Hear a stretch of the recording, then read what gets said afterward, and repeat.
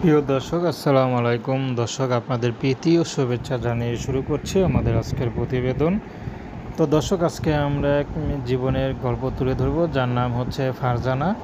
ফারজানার এখনও বিয়ে হয়নি। তো ফারজানার এক জায়গায় বিয়ে ঠিক হয়েছিল, কিন্তু সে স্বামী রোড অ্যাক্সিডেন্টে মারা যায়। বিয়ে হওয়ার আগেই মারা যায়, সে তার স্বামী না, কিন্তু বিয়েটা ঠিক হয়েছিল।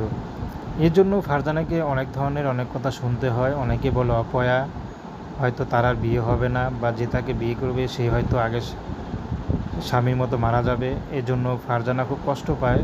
তাকে অনেকে অনেক কথা বলে, কিন্তু মুখ বুজে সহ্য করে। তো এই জন্য ফারজানা এলাকায় আর বিয়ে হচ্ছে না। তো এই জন্য ফারজানা এখন বাধ্য হয়ে ইউটিউবে এসেছেন। যদি ইউটিউবে ভালো একজন মানুষ পায় তাহলে বিয়ে শাদী করবে। তো ফারজানার পরিবারে শুধু তার মা আছে, তার বাবা নেই। বাবা ছিল, বাবাটা মারা গিয়েছে। তার ছোটো একটা ভাই আছে।